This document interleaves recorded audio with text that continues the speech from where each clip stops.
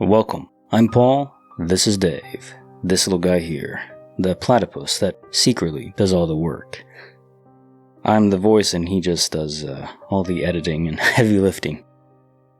Alright, today I have 14 Glitch in the Matrix and supernatural stories for you. It's just an hearing, it's not that big of a deal, right? Case file number 2650, written by Secrets from a Girl.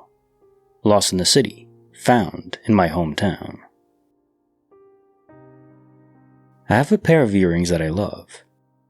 A few weeks ago, I came home late at night, still wearing both earrings, and went straight to bed. The next day, I woke up with just one earring. The other one was missing. I searched every corner of my apartment, but I couldn't find it. I thought it might have fallen under my bed, so I removed the entire bed frame, but still, no earring. Fast forward to last weekend. I visited my parents, who live 500 miles away. My dad handed me something and said I'd probably lost it the last time I visited. The last time I was in my hometown was at Christmas. He handed me that earring. He found it under my bed in my childhood bedroom. How is it possible that something disappeared in one place and reappears 500 miles away? I am now happily reunited with my jewelry, although a little confused. Case file number 2651, written by Fine Shite. 2 tennis bracelets and 2 years. My mom gifted me a tennis bracelet during my junior year of high school. I wore it every day, and I vividly remember it being on my wrist on the car ride to school.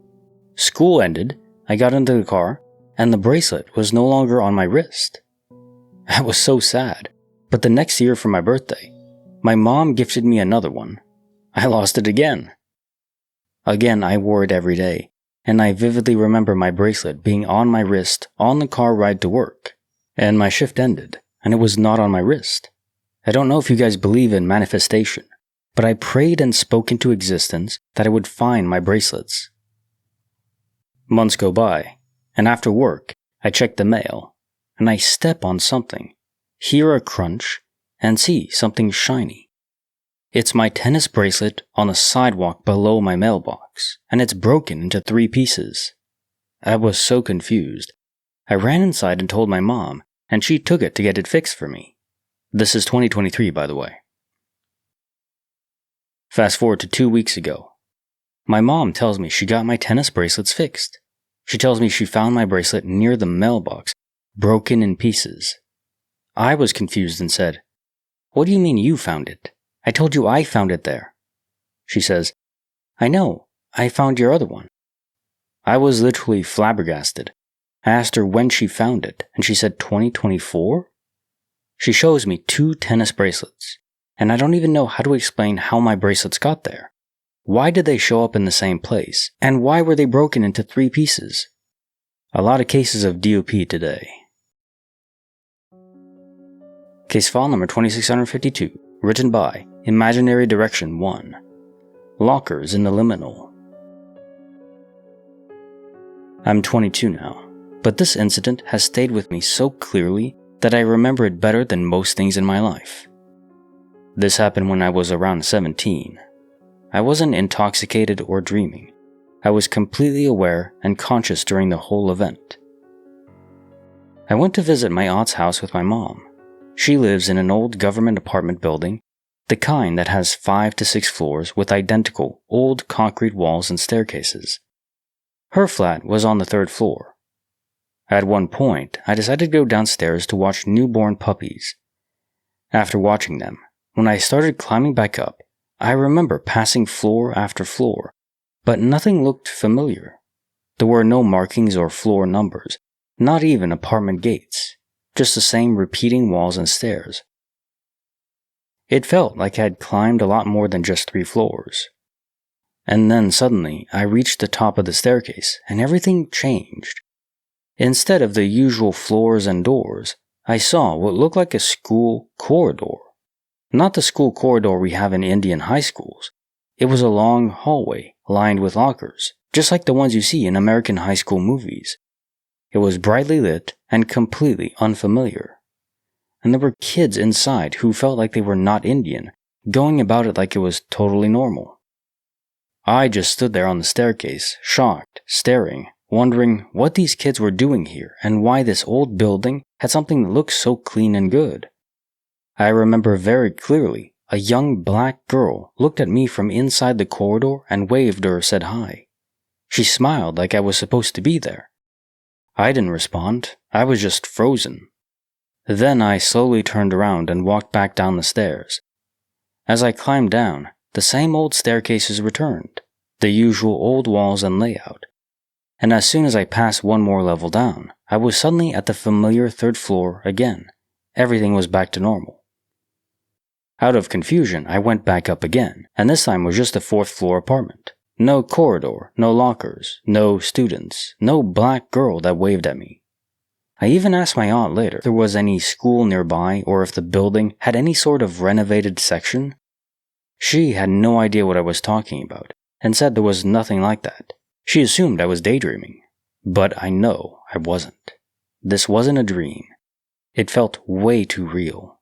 The lighting, the walls, the girl, the way she noticed me, all of it was vivid. I still remember every detail. I've had dreams, I've had hallucinations. This was not one of them. This felt like I slipped into another version of reality for a few minutes. I have no explanation for it, but it happened. And I haven't forgotten it ever since. I didn't have the courage to discuss this with someone before, fearing they would declare me crazy. Yet that is a very common fear to have, and one that I understand completely. Before this channel, I don't think I ever talked about my disappearing tennis balls. Well, at the time it was just one, then later on another. And that's a relatively tiny glitch. People would just say, oh, it got lost, it rolled under the grass or wherever, because I lost it outside. It blended into the grass is what they would say, or something like that. But no. Trust in yourself and your own senses. Yeah, our senses aren't perfect, but in this case, they do tell you enough to know it was real. Case file number 2653, written by Desperate Hell. The movie, The Snack, and the Missing Time. My sister and I were watching a Korean horror movie at night. The movie was 2 hours and 36 minutes long, but its pacing was really slow. After watching for 56 minutes, we decided to stop and go to sleep because I had college the next day and needed to wake up early. We were watching on Prime, so our progress was saved. The next night, after I was almost done with my studies, around 3:21 a.m., my sister suggested we continue the movie. Since I needed a break, I thought an hour wouldn't hurt, and then I could start studying again.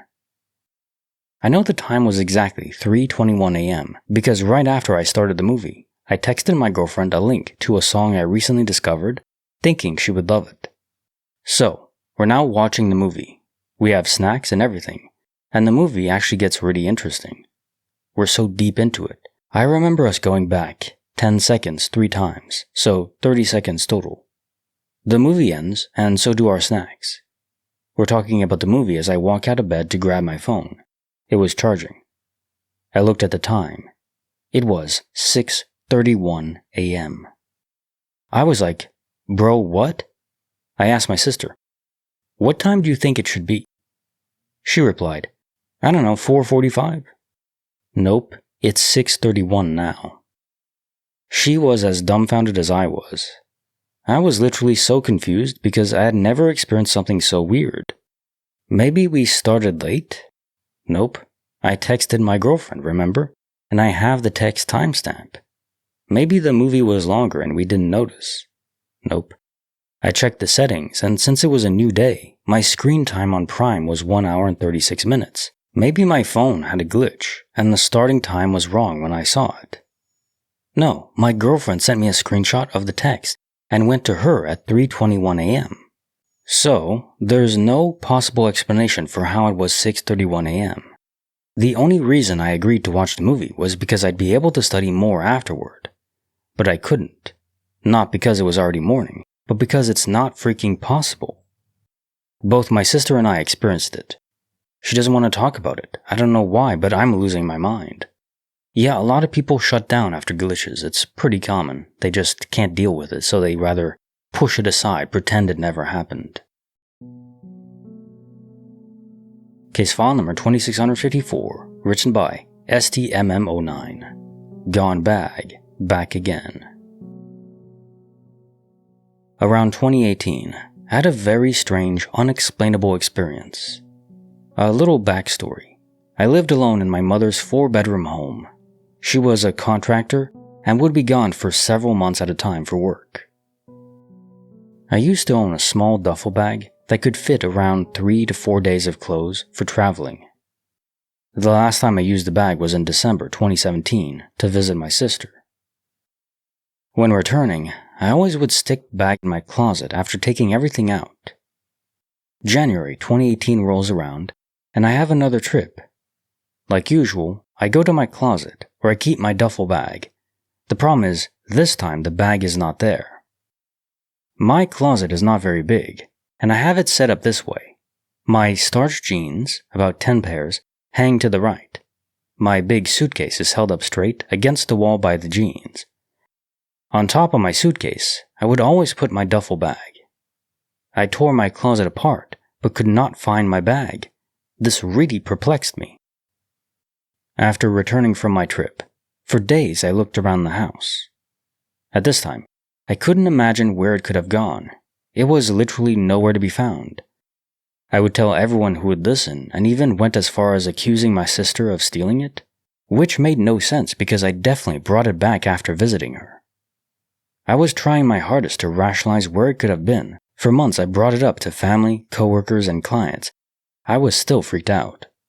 One day, my mother came back from work and wanted to redo her floors and paint the walls. This felt like the perfect opportunity to find my bag. I was tasked with removing everything from the rooms to the living room.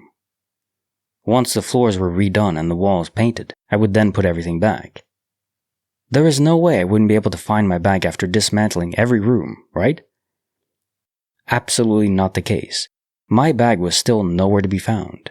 I had given up and just remained freaked out by it. Fast forward to sometime around August 2018. I was asleep and home alone, like usual. I can't remember the time, but maybe around 2 a.m. I heard a crash in my closet, like something fell down. I turned over and looked. I do not have a closet door, and saw that my suitcase had fallen over. At the time, I didn't realize how crazy this is because my suitcase weighs like 7 pounds, maybe, and it's cloth. It was being held in place by my jeans and pressed against the wall. I just rolled back over and told myself I'll deal with it when I wake up. The morning comes, and I feel refreshed and decide to hit the gym before doing anything. I never even looked at my closet or acknowledged it.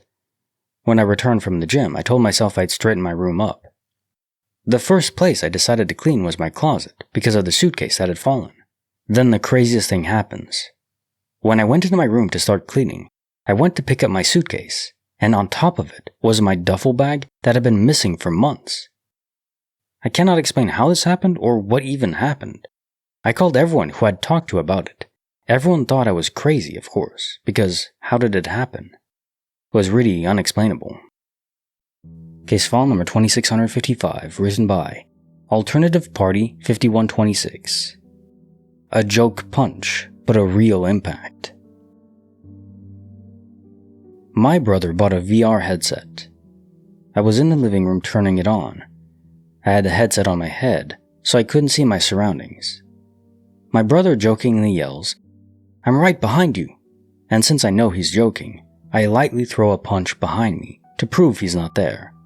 Except I hit him?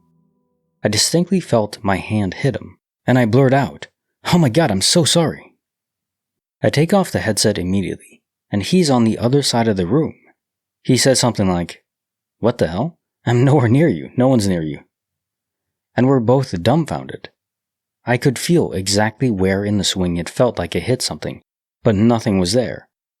He swears he isn't playing a joke on me, and seems just as freaked out.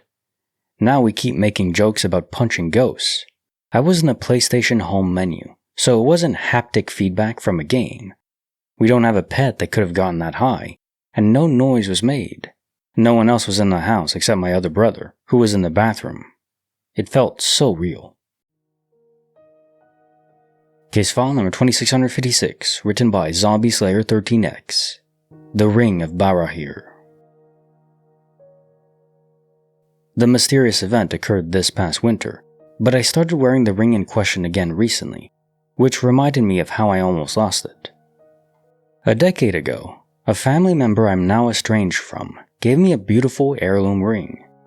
It has a setting similar to Aragorn's Ring of Barahir, and as a Lord of the Rings fan, she gifted it to me. I used to wear it every single day until this event. I live in the city and rely on public transit to get to and from work. I also always wear gloves once the temperature dips low enough. I was sitting in an aisle seat directly across from the back door of the bus. As more people got on and the bus got warmer, I took my gloves off. On cue, like a bad joke, my ring went flying. I heard it ping-pong on the floor and spotted it just in time to watch it roll out of the open door of the bus. It was standing room only, dark as hell outside, and downtown. There was no way I was fighting my way up and out in time or searching the streets in the dark at rush hour, so I made the conscious choice to let it go. The next day, ringless, I went into work. I shared the office with 3 other people. Allison, from another department, came in to drop off a package. I heard her shuffle around somewhere behind me before she said, "Oh, did anybody lose a ring?" I didn't even turn around because I knew where mine was, on the streets downtown somewhere. My 3 other coworkers denied owning the ring, so curiosity piqued, I turned around. I wish someone had photographed the look on my face when I saw her holding the ring I'd lost the night before. Unable to describe how improbable the entire situation was, I simply picked my ring back up and put it on. I told Allison, thanks, and went about my day. I hadn't worn my ring since. It lived in my ring dish out of an inexplicable fear. Nothing like this has ever happened to me, and I doubt it will again. Whatever divine intervention occurred, I'll be forever thankful to have my ring back. You know, we have DOP, very common, but that's more random, or maybe location dependent, but this is specific. Someone went to retrieve your ring for you. Obviously not just a random human, right? Case file number 2657, written by Nix Weaver. But Melanie wasn't home yet. This took place in the 80s in what was, at the time, a fairly rural portion of North Alabama. Now it's been turned into a subdivision. My grandma, my grandpa, and their children, my mom, aunt, and uncle, lived on the same road as a large number of other family members. They didn't have a phone at the time, and my grandpa would drive the truck to work fairly early every morning, so they would often walk down this long road to a family member's house if they needed something. I don't remember why, but on this particular day, they were going to my great-aunt's house. When they were children, my mom and her siblings hated going to my great-aunt's house. She was a kind woman, but the house and my great-aunt's stories of the going-ons in the house terrified them. Stories of the back door opening and closing on its own, or of hearing people or cars in her driveway when no one was there.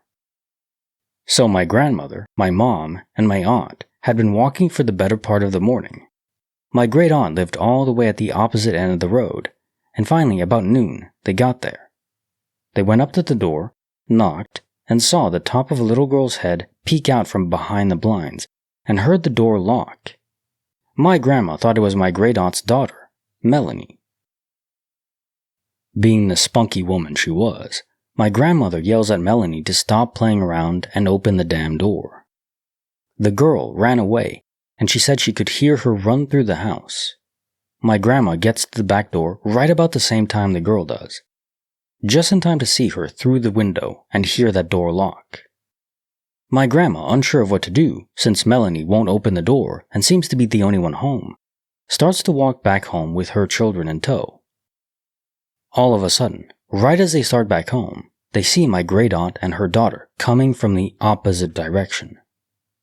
They go back to my great-aunt's house, unlock the door, and find the place deserted. No sign of the little girl. Case file number 2658, written by Velociraptor. I checked that spot 3 times. come home and grab all my things, like my lunchbox, my phone, a grocery bag, and head inside. I have a work phone and a personal phone I carry with me. After putting everything away, someone else and I wanted to shoot some hoops before it was dark, so we went for about 45 minutes. I remember checking my pockets, and I had not brought either phone with me. I guess I forgot to grab one just in case. We get back to the crib, and I start looking for my personal phone. It has a magnet on the case, and I usually keep it stuck to a safe where I charge it, but it's not there. I walked right up to the area, but nothing. Neither phone was there. So I checked the car, as it has a swivel magnet I mount my phone to in the car. Nope, not there. I checked the seats and floor, nothing. I go back in and ask the other person, who would never mess with me like that, to call my phone. Mind you, we're within earshot of the safe. Nothing, as both stand in silence listening for my distinctive ringtone, and again, nothing. I'm starting to panic because I really hadn't used either phone since I came home last night. So I say, "Come with me to my car and call my phone, please." So we walk to the car and open the door. They call my personal phone, and it starts ringing. And it was in the magnetic mount where I first checked. Weird, right? So we head back in, and I'm relieved to have just one phone back.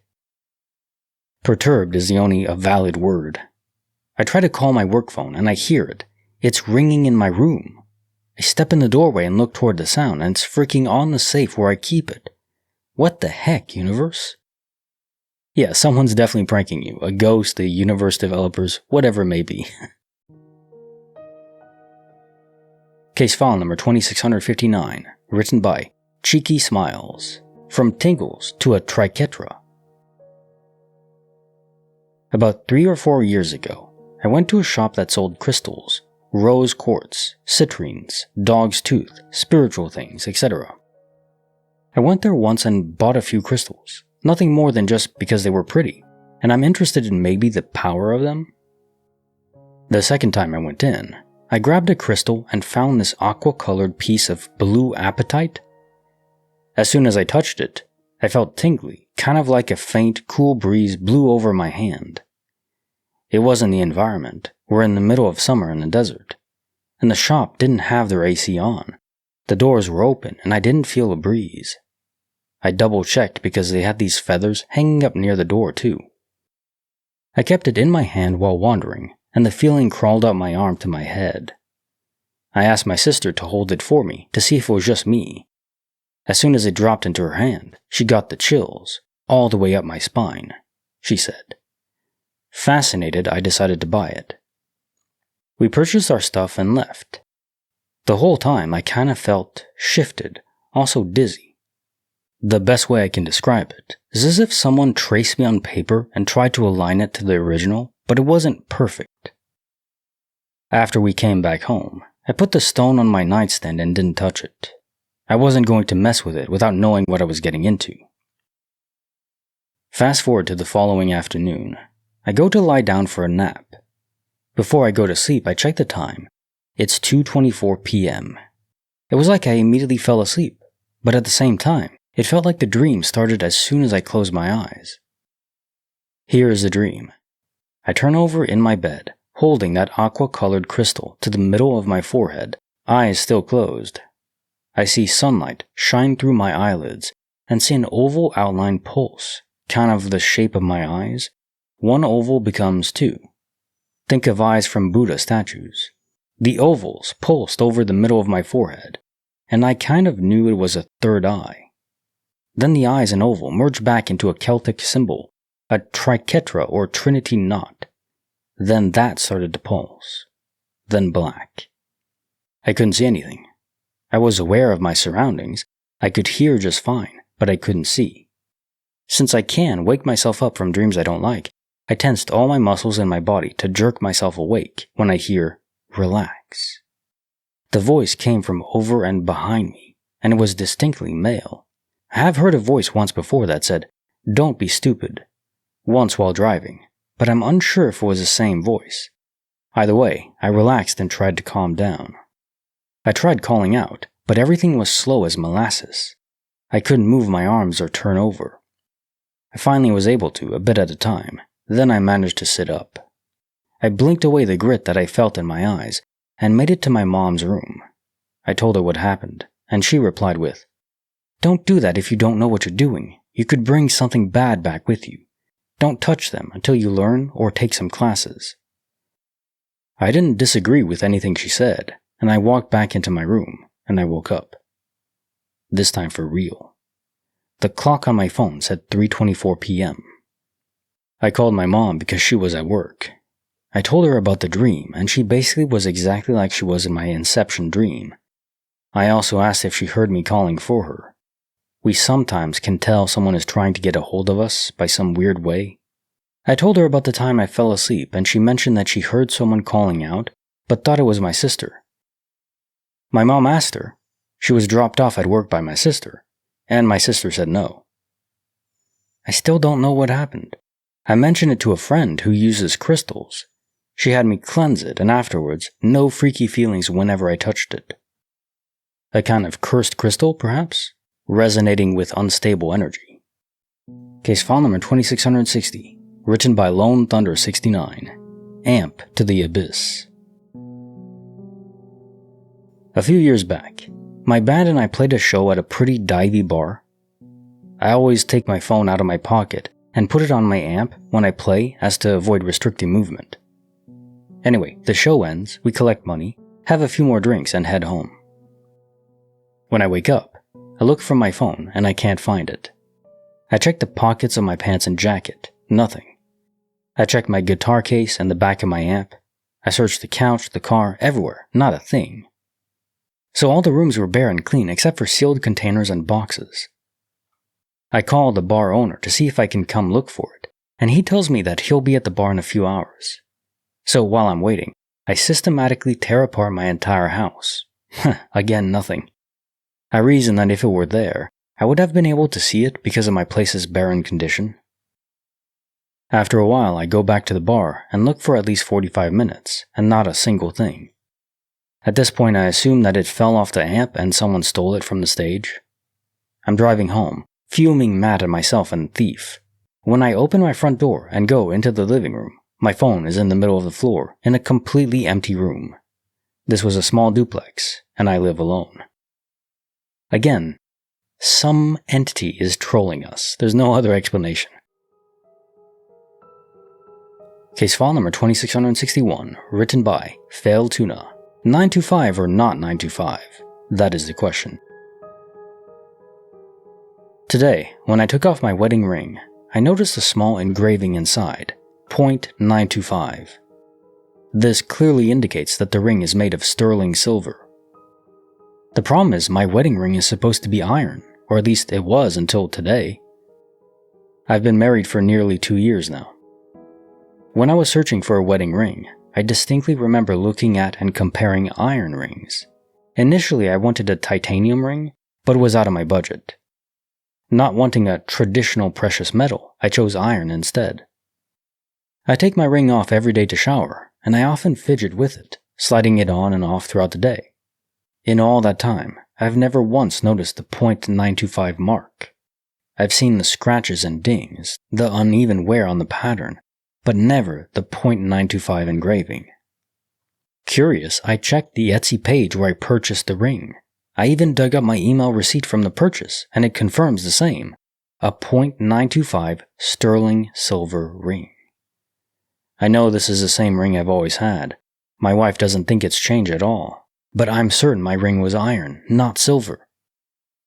Universe switcheroo, but this could be evidence of quantum immortality. Case file number 2662, written by Jax Tastical. If you say that in a different way, it's incorrect. From Heartbreak to Daybreak. About 3 or 4 years ago, I was staying the weekend at my mom's house.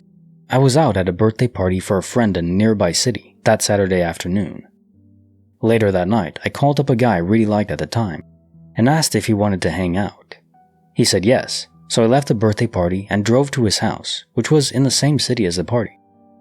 We got some beers and sat out on his patio and had a few drinks. Yes, I had some alcohol, but I still clearly remember the events that unfolded before the odd part happened. About an hour into us hanging out, I began talking to him about my feelings for him, which I had known he wasn't interested in a relationship with, but of course I let his response upset me nonetheless. I jumped up, grabbed my purse off his chair in the living room, and got into my car to drive back to my mom's. He didn't follow me out, just let me go, and it couldn't have been any later than 1 or 2 a.m. tops. My mom only lived about 20 minutes away, so I found it very odd that I left his house around 1 or 2 a.m., drove straight to my mom's, and pulled up in her driveway, and it was daylight outside. I have no recollection of any time between the moment I drove away from his house to the moment I pulled up at my mom's, but it scares the crap out of me every time I think about it. Yeah, I mean, there are cases where alcohol does reduce memory or even, black out drunk, as they say. But this doesn't sound like that because you drove home. You were aware of the events leading to the car and then getting back home. Can you drive while intoxicated, which obviously you should never do, but are you able to pass out? Or is it just, you don't really pass out, your memory is just blocked? I don't know, maybe I don't drink at all, actually, so I don't have any information about that. But I guess it sounds like that could be possible. But the other more fun possibility is alien abduction, which, well, more fun? I guess it depends on who you're talking to. Case file number 2663, written by Anonymous. Thousands of cars and an empty desert. I lived in New Mexico most of my life, and as any local can tell you, there are vast areas of uninhabited land. Depending on what part of the state you're in, you can run into large groups of people living off the grid. I'm looking at you, Taos, New Mexico. It doesn't bother me, I think it's a fascinating way to live, but there's no denying that it's unusual. One night, I'm driving home from college to visit my parents, and I'm cutting across State Road 6 to get to the highway. Halfway along, there is this massive gorge and a giant pointy hill. Now I'm no stranger to seeing weird crap in the middle of the night in the desert, but this beat all. I was giving a friend a ride back to our hometown, and as we drove around the corner coming up to the gorge, we saw it. It was a light. A huge light, like a massive stadium light shining on the tall pointy hill. And it was bright. It was about 9 p.m., the sun was down, and you could see the entire valley and hill, clear as day. Then the other freaky thing, there were cars, thousands of them parked like a concert or something, but there were no people. We looked. I slowed down as we were driving through, and we didn't see a single person in or out of the cars, just this huge light, all the cars and the hill. The whole event probably had about a 3-mile radius, and more cars were parked on the other side of the road, out of the light. We didn't see a single person the entire drive through. Finally, when we were driving home less than 48 hours later, the area was deserted. There was nothing. We didn't get out to see if there were tire marks, but the whole area was just as lifeless as it always was. To this day, I don't know what was going on. My best guess is it was one of those communities and they were doing some religious stuff. Heck, maybe they and all their cars were raptured into the hill, who knows. It was pretty darn freaky though, and when I think about it I still kinda think, what the fluck? Understandable reaction, yes. What if it was a different universe, one where aliens made contact with the public, and the government couldn't keep it quiet? And people were gathering like they did in Independence Day on the top of the building, hopefully with a less disastrous end. Now time for the jokes of the day. Immediately after the birth of our son, I gave my exhausted wife strawberries, apples, and bananas. She deserves to enjoy the fruits of her labor. I checked my phone and had 50 texts from my wife. Call me ASAP. I text back, I'd rather keep calling you babe, but sure. Apple filled 20 jumbo jets with iPhones and flew them to the US to avoid tariffs. Imagine how long it took to put them all in airplane mode. I am Buzz Aldrin, second man to step on the moon. Kneel before me. A photon checks into a hotel. Clerk asks, "Can I take your baggage?" Photon says, "No, I'm traveling light." Like the video, subscribe, hit the bell. Kinetic Symphony signing off.